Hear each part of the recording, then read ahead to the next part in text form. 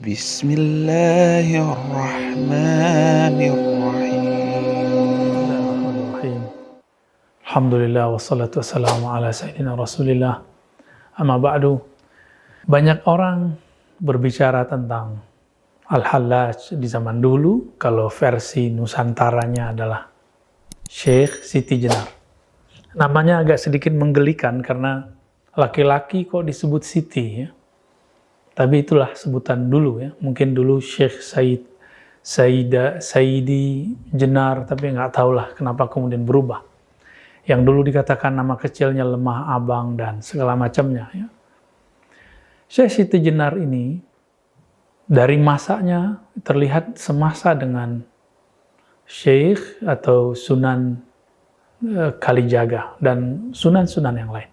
Jika di kalangan pembela syariat yang zahir, itu muncullah sosok Sunan Kalijaga, maka dari bab hakikat muncullah Syekh Siti Jenar. Ya, kalau boleh kita sebut, jika ulama pewaris para nabi, lalu ulama mewariskan ilmunya lagi. Pewaris Imam Abu Yazid, pewaris Imam Junaid, pewaris Hallaj, itu ada semua di zaman berikut, termasuk zaman kita. Di zaman terdahulu, pewaris Junaid al-Baghdadi itulah Sunan Kalijaga, pewaris secara kerohanian. Adapun pewaris kerohanian Al-Hallaj, itulah Syekh Siti Jenar. Sejarah pun berulang, karena cip takdirnya sangat-sangat sama, hanya formulasinya yang berbeda. Kemudian muncullah kalam-kalam yang menunjukkan kalam-kalam mabuk bertuhan, mabuk cinta kepada Allah, mabuk dalam keahadian Allah, keesaan Allah Subhanahu wa taala. Teman-teman, kan Allah dalam bab akidah, alam semesta ini disebut mungkinul wujud. Wujudnya mungkin.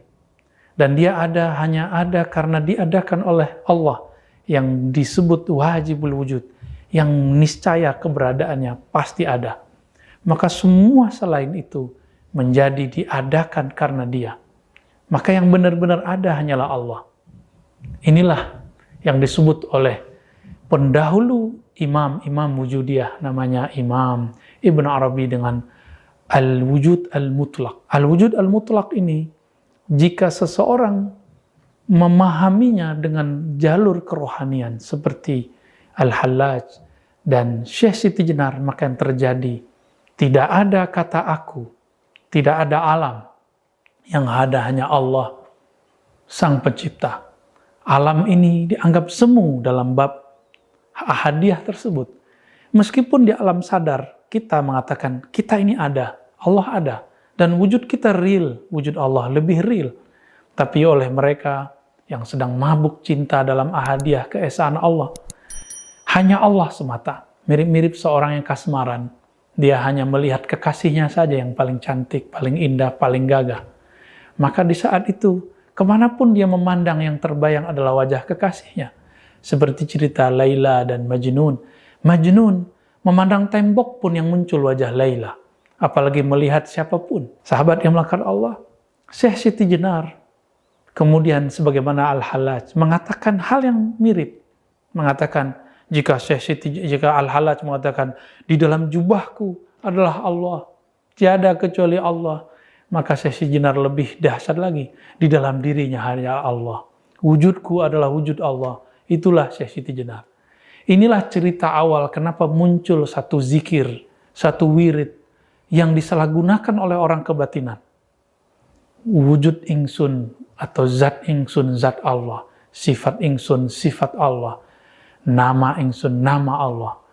Ini kalam tidak boleh dilafazkan kecuali orang sedang mabuk. Orang mabuk tidak dikenakan hukum syariat karena dia mabuk sampai kesadaran dia kembali.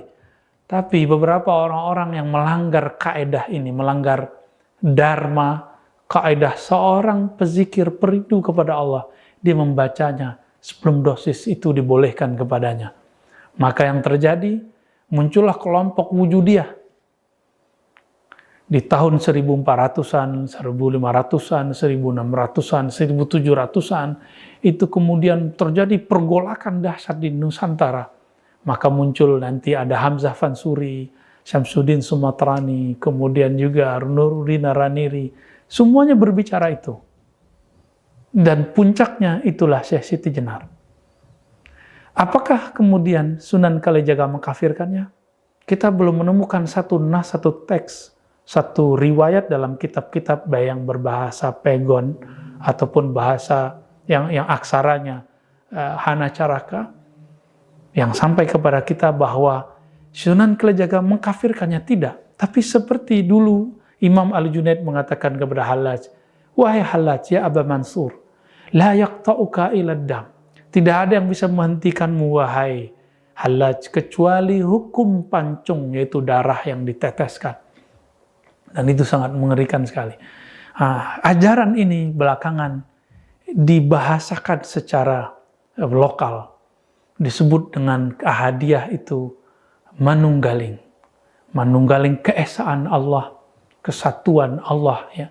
Tidak ada yang bersatu, hamba tidak bersatu dengan Allah. Kenapa? Hamba dianggap tidak ada. Maka manunggaling jangan diartikan Syekh Siti Jenar bersatu dengan Allah. Kenapa? Yang wujud cuma Allah. Syekh Siti Jenar hanya bayang-bayang. Tapi orang-orang yang kemudian lancang menerjemahkan ajaran Syekh Siti Jenar, kemudian mengatakan Syekh Siti Jenar mengajarkan persatuan dengan Allah. Wallahi iyyakum bihi. Syekh Siti Jenar Al-Hallaj tidak pernah mengatakan itu. Tapi mereka sedang mabuk dan mereka mengatakan hanya ada wujud tunggal. Itulah manunggaling. Kaulo Gusti, ketika mereka merasakan bahwa diri mereka tiada di hadapan Allah, seperti seorang guru tidak memandang dirinya punya derajat keilmuan di hadapan gurunya. Kenapa seorang Syekh Siti Jenar tidak boleh merasakan dirinya tiada di hadapan ilahi? Maka teman-teman sahabat melakukan Allah, jika Imam Bukhari dulu mengatakan, mastasghartu nafsi ila ala Ali Ibn al-Madini. Aku tidak pernah merasa kecil, aku tidak pernah merasa lebur, kecuali di hadapan Ibn al-Madini. Kenapa Syekh Siti Jenar tidak boleh mengatakan itu? Kenapa Al-Hallaj kita larang mengatakan ma fi jubbati ilallah? Kan dia sedang mabuk asik dengan kekasihnya. Kita belum sampai kepada kerinduan itu. Kenapa kita salahkan orang yang merindu? Maka sahabat-sahabat yang memuliakan Allah, mari berhusnuzan. Apa yang terjadi di zaman mereka, itu sunatullah. Secara hukum fikih, betul, pelakunya harus ditanya, dieksekusi. Jika terbukti kemudian ada hal yang berbahaya, mungkin seorang hakim qadhi mengatakan, kamu dipenggal. Tapi sekarang ilmu itu sudah dibuka. Apakah kita masih salah faham lagi? Maka benarlah Imam Ghazali. Beliau mengatakan, seandainya saya jadi hakimnya di zaman Hallaj, saya akan selamatkan Al-Hallaj. Saya akan bebaskan Al-Hallaj. Maka kami pun, jika pantas mengatakan itu, akan mengatakan yang sama. Jika di zaman itu, kami menjadi hakimnya, tentu kita akan memaklumi Al-Hallaj, memaklumi Syekh Siti Jenar. Tentu kita tidak pantas tentunya mengatakan hal itu, hanya Allah lah yang memantaskan kita. Wassallallahu ala nabi Muhammad. Assalamualaikum warahmatullahi wabarakatuh.